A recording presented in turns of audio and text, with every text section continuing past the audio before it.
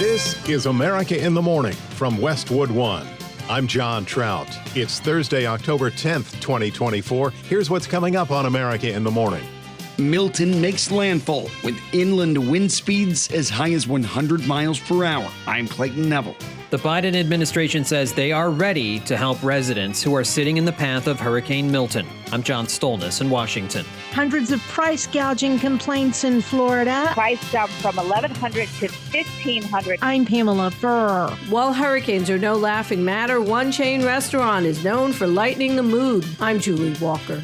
Stock market investors have plenty to worry about, but that constant fretting may well be what continues to drive the markets to record highs. I'm Peter Schacknow. President Biden and Israeli leader Benjamin Netanyahu have talked on the phone for the first time in 7 weeks. Sagar Magani, Washington. All ahead on America in the Morning.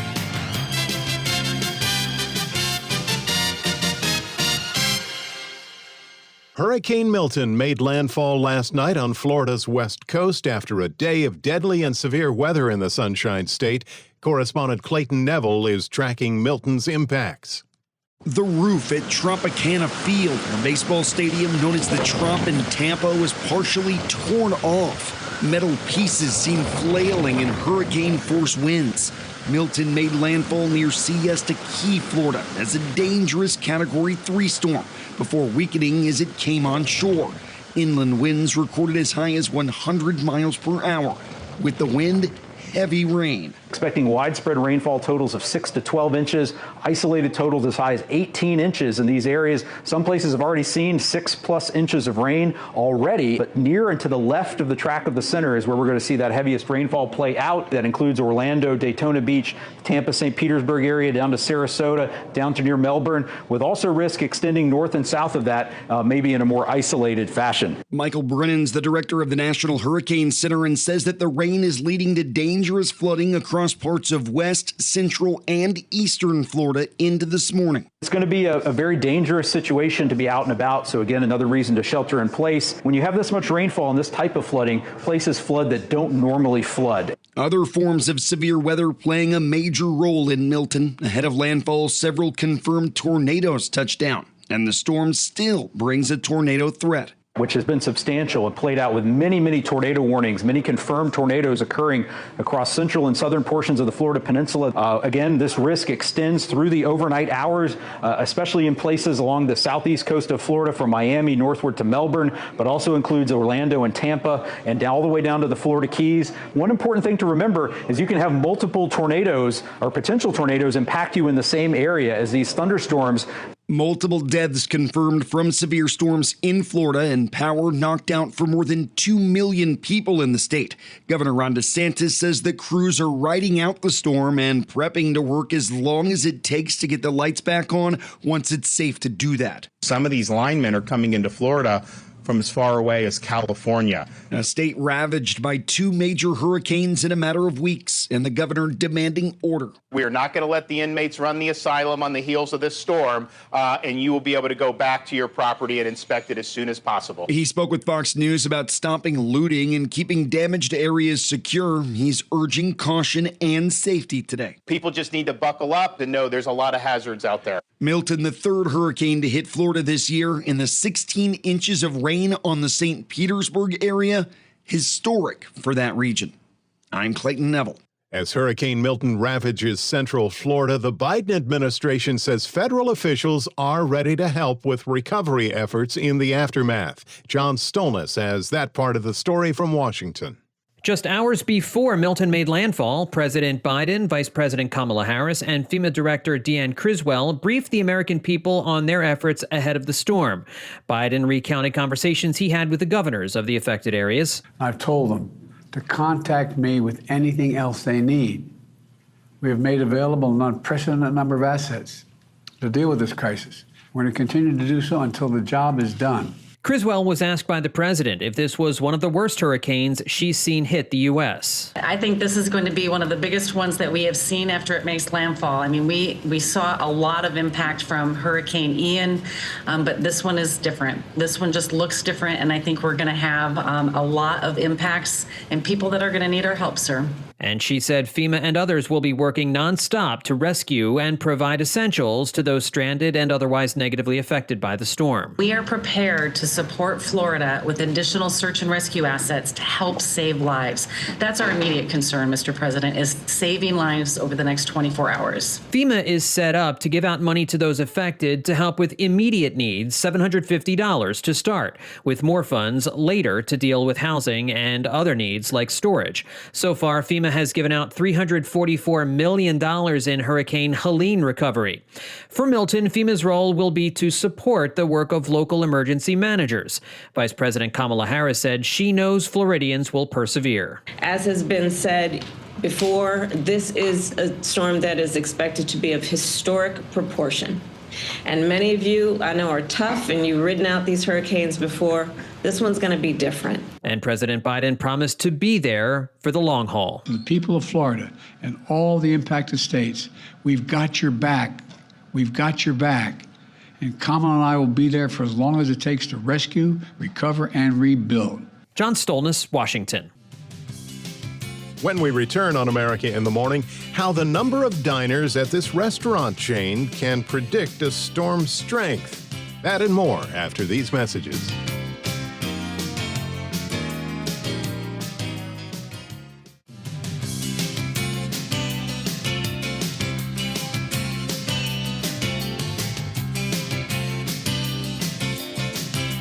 Welcome back. You're with America in the Morning. AccuWeather.com meteorologist Matt Rindy has the latest update on Hurricane Milton, which has now come ashore. Hurricane Milton made landfall this past evening around 8:30 in the evening in Siesta Key, Florida. As a Category 3 hurricane, it has continued to move across the state through the overnight hours into the early morning with significant rain and strong wind gusts of over 100 miles per hour. Milton has lost some wind intensity, but is expected to maintain a certain amount of strength as it exits the east coast of Florida this morning. Even as the storm moves off the coast, there will continue to be impacts of flooding, rain, damaging winds, and even coastal flooding through the morning hours. By this afternoon, there should be some improvement as Milton continues eastward farther offshore. Once again, outside of Milton, the weather across the nation remains rather quiet. There will continue to be a few showers in the northeast from a nearly stationary system centered in eastern Canada. The best chance will be in northern New York near Lake Ontario. Otherwise, there will be some scattered afternoon thunderstorms for portions of central Idaho into Montana from a weak frontal system moving through the region. And these showers will expand eastward through the rest of Montana into North Dakota and northern Minnesota tonight. Once again, a good portion of the nation will experience a good amount of sunshine from the southwest into the plains, Great Lakes, most of the southeast, and middle Atlantic. It will remain hot in the southwest. It's a broken record of broken records. Phoenix is going for its 17th straight day for a record high. It will also be quite warm in the plain states with 90-degree readings as far north as South Dakota, where some records could also be challenged. That's the weather across America. Cheyenne, Wyoming will have a warm day with sunshine and a high of 81. Burlington, Vermont will be much cooler with clouds and a shower and a high of 52. That's the nation's weather. I'm AccuWeather.com meteorologist Matt Rindy. You can follow us wherever you get your podcasts. Apple, Spotify, Amazon, YouTube. Just search America in the Morning in your favorite listening app. I'm John Trout. Bad enough that Florida is being hit by another massive storm, but it's also getting clobbered by price gougers. Correspondent Pamela Furr reports. We're told at least 200 complaints about price gouging have been reported to the Florida Attorney General's office. Spokesperson Kylie Mason tells the Tallahassee Democrat newspaper most of the complaints have been about fuel and water. But we're hearing stories of even airlines getting in their last-minute price increases on those who were trying to get out of the areas directly in the path of the storm because of mandatory evacuations. Our own Sue Aller experienced higher than reasonable prices herself. So I started trying to get a ticket for my daughter Nicole to come home on Sunday, and already there were barely any flights. And the one flight that I found was $1,100. It was a round trip ticket, but I figured okay, let me just get it. And then when I went to pay, it would not let me pay because the price jumped from $1,100 to $1,500. There is a price gouging hotline in the state, which has been in effect since Hurricane Helene more than a week ago, but the Attorney General extended it for Milton. Anyone suspecting price gouging can report it by visiting myfloridalegal.com or calling 1-866-9-NO-SCAM. I'm Pamela Furr. It's not just those folks in the Hurricane Hunter aircraft or the meteorologists on the ground who can tell you how bad weather can be. Correspondent Julie Walker reports the restaurant Waffle House helps Southerners and even FEMA judge a storm's severity. If a Waffle House stays open in town, even in a limited capacity, neighbors are reassured the storm is unlikely to cause devastation. A closed location has come to indicate impending disaster. The metric, known as the Waffle House Index, what might sound like silly logic, has become a reliable way for Southerners and even federal officials to gauge a storm's severity and identify communities most in need of immediate aid. In Florida, many Waffle Houses are closed right now. In the Carolinas and Georgia, still recovering from Helene, many are still unable to reopen. I'm Julie Walker. The feds want to break up the Google monopoly. That story part of business headlines when America in the Morning continues after these messages.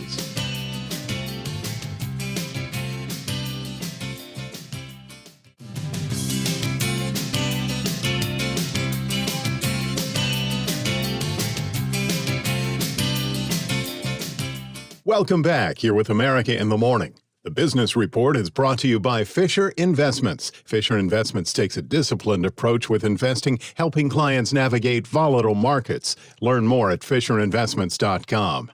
Here's CNBC's Peter Schacknow. There are cliches aplenty when it comes to Wall Street. Buy low, sell high, sell in May and go away, and the ever-popular climbing the wall of worry. That last one is being employed often these days as a myriad of concerns occupy the attention of investors. And as far as Carol Schleif is concerned, the current stock market rally can run for a while as long as investors keep worrying. She's Chief Investment Officer at BMO Family Office. Not only having the solid fundamental underpinnings keep coming through, but markets continue to do that grudging climb higher, as opposed to when you have exuberance and everybody's really over their skis leaning into risk. Those tend to create a lot of bubble territory, but this grudging climb higher where people keep focusing on fundamentals, the great part is we've got the next 4 to 6 weeks chock full of fundamentals coming from company earnings. Aside from earnings, Wall Street's current worries include Middle East tensions, the Fed's interest rate moves, rising Treasury yields, an uncertain economy, and a few other things. Even amid all that, the Dow and S&P 500 closed at record highs yesterday. One of those worries that's eased in recent days is the price of oil, which has fallen the past 2 sessions. Conflict in the Middle East aside, at least one oil expert says prices are likely to keep going down. Tom Kloza is head of energy analysis for Opus, which tracks the industry. You have to consider that there's probably about 600 or 700,000 barrels a day of additional crude for export that's going to come out as temperatures moderate in Saudi Arabia and Iraq. You throw that in with the fact that you had a ministerial meeting last week that suggests we will see additional crude on the market from OPEC Plus in December, and you have a market that's pointed to the downside. Investors will get to focus on another area of concern this morning when the government releases its September Consumer Price Index. Peter, the government is not letting up. Does it appear that Google and Alphabet will have to split things up? It is likely Google will be forced to make some changes, but whatever the final outcome is, it will take months to come to a conclusion. A new court filing by the Justice Department laid out a number of possible antitrust remedies it's considering. This all stems from an August ruling that Google is illegally maintaining a monopoly over online search and prevents rivals from developing their own products. The department is seeking ways to keep Google from leveraging its Chrome and Android operating systems and Google Play Store to maintain search dominance, among other things. A trial is expected to begin in the spring, with the judge making a ruling by August. A real alphabet soup of issues. CNBC's Peter Schacknow with a check of Thursday business. Biden-Netanyahu meeting. When America in the Morning continues after these messages.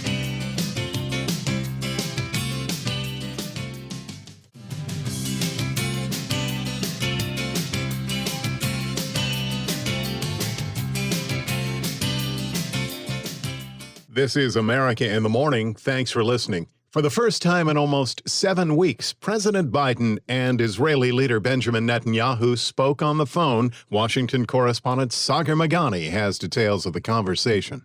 It came amid the president's growing frustration with the prime minister, who's repeatedly ignored U.S. calls for ceasefires in Gaza and Lebanon. The White House says the call lasted about a half hour, with Vice President Harris joining. It was direct.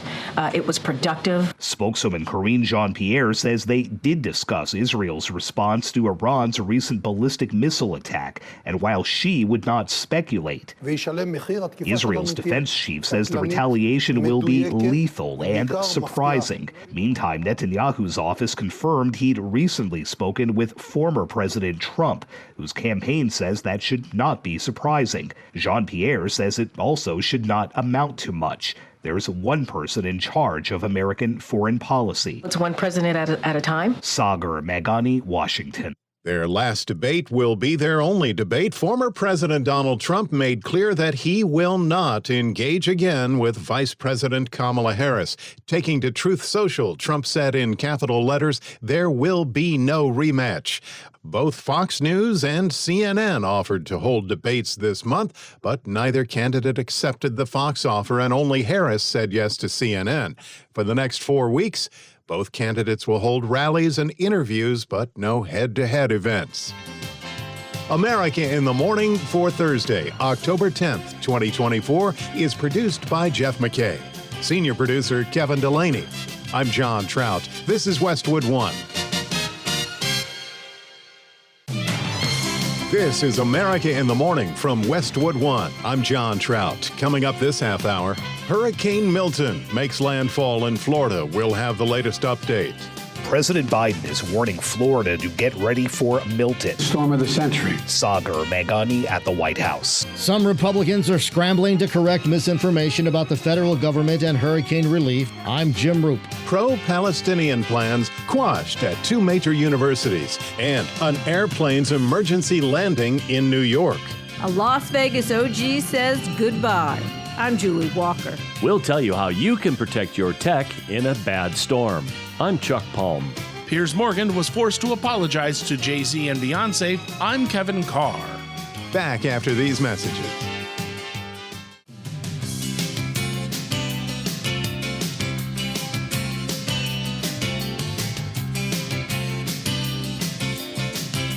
Welcome back. This is America in the Morning on the heels of Hurricane Helene. AccuWeather.com meteorologist Matt Rindy has an update on Milton. Hurricane Milton made landfall this past evening around Siesta Key, Florida, as a Category 3 hurricane. It has continued to move across the state through the overnight hours into the early morning with significant rain and strong wind gusts. Milton has lost some wind intensity, but it is expected to maintain a certain amount of strength as it will continue to move through Florida this morning. It does look like it's going to move offshore just after daybreak off the East Coast, but the impacts will continue with flooding, rain, damaging winds, and coastal flooding through the morning hours. And then by this afternoon, there should be some improvement as Milton moves eastward farther offshore. Again, outside of Milton, the weather across the nation remains rather quiet. There does look like there'll be some showers in the northeast again from a nearly stationary system centered in eastern Canada. The best chance will be in northern New York, near Lake Ontario. Otherwise, there'll be some scattered afternoon thunderstorms through portions of central Idaho into Montana from a weak front moving through the region. And these showers will expand eastward through the rest of Montana into North Dakota and northern Minnesota tonight. And once again, a good portion of the nation will experience plenty of sunshine from the southwest into the plains, Great Lakes, southeast, and middle Atlantic. It's going to remain hot in the southwest with records once again expected to fall. It will also be quite warm in the plains states with some 90-degree readings as far north as South Dakota, where some records will be challenged, and even a few 100s in Texas. The northeast will be cooler with the clouds and showers. Highs will be mostly in the 50s, but some mountain areas will only top out around 40. And despite sunshine, that cooler weather will extend farther south into the middle Atlantic, into North Carolina, with highs only in the 60s. I'm AccuWeather.com meteorologist Matt Rindy. I'm John Trout, and remember to follow us wherever you get your podcasts: Apple, Spotify, Amazon, YouTube. Just search America in the Morning in your favorite listening app. Our correspondent Clayton Neville is in with the latest on Hurricane Milton. Damaging winds and historic rainfall have been reported after the storm made landfall last night in Florida. Milton's the third hurricane to hit Florida this year, and the second in a matter of weeks. The storm made landfall near Siesta Key, Florida, as a Cat 3 hurricane before weakening, but inland wind speeds as high as 100 miles per hour were recorded. And the roof at the Trop, the baseball stadium in Tampa, was partially ripped off. National Hurricane Center Director Michael Brennan says that rain and flooding is still a major concern. We've had multiple tornado warnings. The St. Petersburg area saw a historic 16 inches of rain. Severe weather like tornadoes spawned across Florida yesterday and reportedly caused multiple deaths. The impacts of the storm are still playing out. Be sheltered in a safe place out of flood-prone areas. 2 million power outages in Florida prompted by Milton. But in the wake of Hurricane Helene, Governor Ron DeSantis says that crews are standing by to respond when it's safe to do so. We now have in excess of 37,000 linemen that are either in or en route to the state of Florida. Now a double dose of disaster recovery in the Sunshine State. I'm Clayton Neville. In the hours just before Milton made landfall, President Biden convened the administration's disaster response team, which included Vice President Harris and the FEMA director. As Washington correspondent Sagar Meghani reports, the goal was to make sure recovery teams are in place the moment the storm leaves Florida and to keep people safe who decided to ride out the storm, taking safe harbor in area shelters. There is high confidence that this hurricane is going to pack a major, major punch and do an awful lot of damage. The point of being blunt was to get everyone's attention. This isn't a drill. This is the biggest storm that we have certainly seen here in the Tampa Bay area in over a century. This is an urgent message from Pinellas County government. Mandatory evacuations in effect for evacuation zones A, B, C, and all mobile homes in Pinellas. Deadly storm surge expected. Get out now. This is your last chance to get out before the storm. President Biden is warning Florida. Winds will be fierce at well over 100 miles per hour, with storm surges reaching up to 15 feet, up to 18 inches of rain.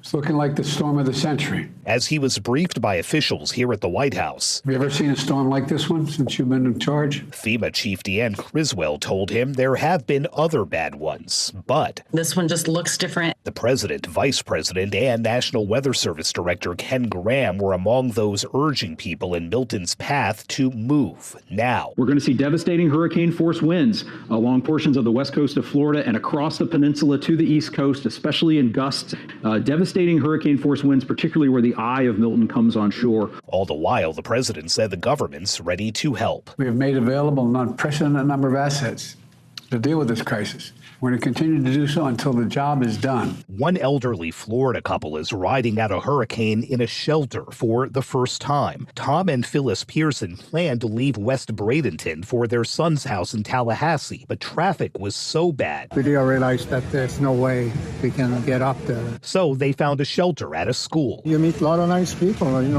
everybody's worried about the same thing. They brought creature comforts. Little snacks and stuff like that. We brought our laptops, of course, cell phones, chargers. Phyllis Pearson notes they've lived in Florida nearly 40 years. As far as hurricanes go, this is by far the worst one that I know of in the history of Florida. And she's urging others to stay safe. Property can be rebuilt or redone, but people are a treasure. I'm Sagar Meghani. Helene, Milton, misinformation. Some members of the Republican Party are lashing out at their colleagues, who they say are spreading myths about the federal government and hurricane relief. Jim Roop has that story. As you have likely heard, there's been misinformation disseminated about the Federal Emergency Management Agency, or FEMA, being broke. Well, that came from Homeland Security Secretary Alejandro Mayorkas, talking about the stopgap government funding bill passed by Congress. He clarifies that FEMA has money now for Hurricanes Helene and Milton response, but the stopgap bill has its limits, and Congress needs to fully fund the government or the money will run out. His comments have been taken out of context and spewed as FEMA being broke. There's also been myths about FEMA redirecting relief funds to illegal immigrants, about which FEMA Director Deanne Criswell says, "It's frankly ridiculous and just plain false." Criswell and Secretary Mayorkas say this kind of false rhetoric is dangerous because it causes people not to trust the government, which in turn causes them not to seek the help they need because they think they won't get it.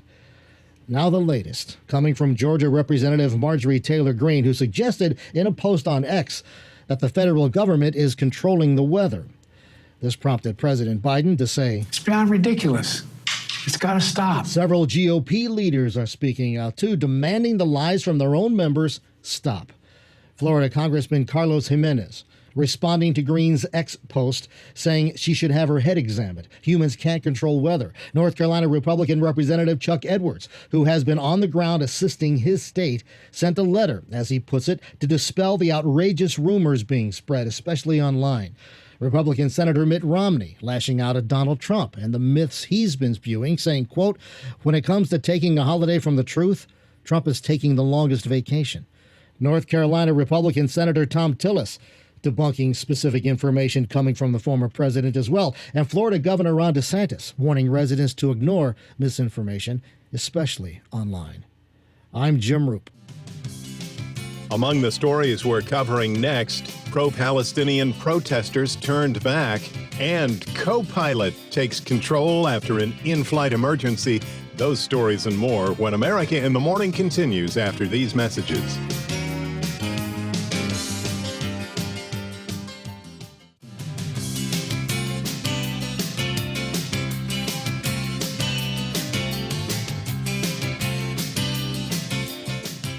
I'm John Trout. Welcome back. You're with America in the Morning.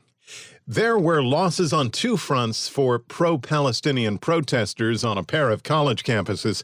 In a tense meeting, the University of Michigan student government restored funding for campus activities and clubs, which had been paused for months in protest of the war in Gaza, when activists won student government elections and withheld money for student groups, hoping to send nearly $500,000 to an organization in the West Bank, a move that might not have been legal. Almost immediately, the activists accused the school of complicity in genocide. At Brown University, the Ivy League school rejected a proposal to divest from 10 companies that protesters claimed were aiding Israel in their war with Hamas. Colleges have long rebuffed calls to divest money along with reciprocal university activities with Israeli schools, saying those actions veer into anti-Semitism. Well, shifting gears, it was an iconic part of the Las Vegas Strip, and now it'll make way for a Major League Baseball team. Correspondent Julie Walker reports Las Vegas blows a kiss goodbye, literally, to the Tropicana Hotel with a flashy casino implosion. A Las Vegas OG says goodbye. The Tropicana, one of the oldest casinos on the Strip, was blown up in style with fireworks and music before first light on Wednesday. The casino closed in April after welcoming guests for 67 years. Tropicana's Eric Knowles. We bid farewell to this chapter of the Tropicana Las Vegas, and let's not think of it as an ending, but as the beginning of something even greater. The legacy of the Icon Resort will always be with us, and the future holds even more excitement and opportunities. In place of the Tropicana, a $1.5 billion baseball stadium is being built to relocate the Oakland Athletics. I'm Julie Walker. A Turkish Airlines jetliner on a long-haul flight from Seattle to Istanbul was forced to make an emergency landing in New York. Police report that the plane's captain died on board. It's believed the 59-year-old pilot lost consciousness at some point after Flight 204 took off. Attempts to revive the captain failed, leaving the co-pilot in the cockpit alone to fly the jumbo jet. An emergency was declared, and the Airbus A350 landed at Kennedy Airport. New arrangements then were made for passengers to reach their destination from New York. America in the Morning continues this Thursday. An American is one of 3 people to share the Nobel Prize for Chemistry. Correspondent Charles De Ledesma reports. The Nobel Prize in Chemistry has been awarded to US biochemist David Baker and UK researchers Demis Hassabis and John Jumper. for their work with proteins, the building blocks of life. Baker designed a new protein in 2003, then one imaginative protein creation after another. He shares his enthusiasm with the AP about a future for this fast-moving field. I'm really excited across the board. I think in medicine, there's fantastic prospects for making better medicines, medicines that are smarter, that only work in the right time and place in the body, much more potent vaccines, outside of medicine, I think the prospects for sustainability, for breaking down, pollutants, plastics are enormous. In turn, Haisabis and Jumpa created an artificial intelligence model that's been able to predict the structure of virtually all of the 200 million proteins that researchers have identified. I'm Charles de Ledesma. We all spend a lot of time with our tech devices, and when bad weather comes, including hurricanes like Helene and Milton, we should all be prepared in case we lose power. That in today's Tech Report with our Chuck Palm. Living in a non-evacuation zone means you have to prepare your tech in case of a power outage. It also helps to be prepared in case you have to bug out. With that in mind, here's a list of a few items you should get ahead of the storm. An emergency NOAA weather radio with hand crank or solar panel would be helpful. A shortwave walkie-talkie or satellite emergency radio in case of a turn for the worse. Solar phone chargers and lights with spare cables, and AirTag or luggage trackers to keep on your valuables. And a waterproof gear bag to keep all your electronics safe and dry. Remember to place all your electronics, computers, and other gear that could get wet on the highest shelves or tables in your house. Power down your network gracefully and turn off all the power at your breaker box. You may be returning to a house without power, so get a solar rechargeable power bank and some off-grid cooking supplies and small water purifying systems. Links to some of these suggested items are on our website at allthetoptech.tech. I'm Chuck Palm. Today's sports update on America in the Morning. Here's Robert Workman. Francisco Lindor's grand slam lifted the Mets past the Phillies 4-1 last night to take that National League Division Series in 4 games. New York and its fans were frustrated early, leaving the bases loaded in the first 2 innings without scoring. Then seeing Philadelphia grab the lead in the 4th, but the Mets loaded them up again in the 6th, and Lindor launched one to center. This is a home run to send us to a big place, which is the National League Championship. So it's pretty high for sure. They'll be in the National League Championship Series for the first time since 2015. That'll start out west on Sunday. The site still to be determined. The Dodgers romped over the Padres 8-0 to send the series back to L.A. for a decisive Game 5 tomorrow. Mookie Betts hit another first-inning dinger. Our backs are against the wall, and we know that, but we're a team of grinders. We fight, and we came out and had a good game today. Will Smith and Gavin Lux also got jiggy with it, while 8 Dodger pitchers paraded to the mound and scattered 7 hits. American League, the Tigers blanked the Guardians 3-0, back-to-back shutouts to go up 2-1 in that series. 6 pitchers allowed just 6 hits, while the Motor City Kitty hitters made the most of their 5 hits. They go for the clincher in Detroit this evening. The Yankees shaded the Royals 3-2 to get within a win of the ALCS. Giancarlo Stanton doubled in the game's first run, then smacked a tie-breaking solo homer in the 8th. Game 4 tonight in Kansas City. NHL Canadiens blanked the Maple Leafs 1-0. Sam Montembeault made 48 saves. Rangers routed the Penguins 6-0. 29 saves for Igor Shesterkin. Jets shut out the Oilers 6-0. 30 stops for Connor Hellebuck. Golden Knights rocked the Avalanche 8-4, but it was Colorado's Mikko Rantanen with the season's first hat trick. And the Flames edged the Canucks 6-5 in overtime. That's Thursday Sports. Robert Workman with sports. Thank you. When America in the Morning returns, TV talk host who bills the show as uncensored goes censored after these messages.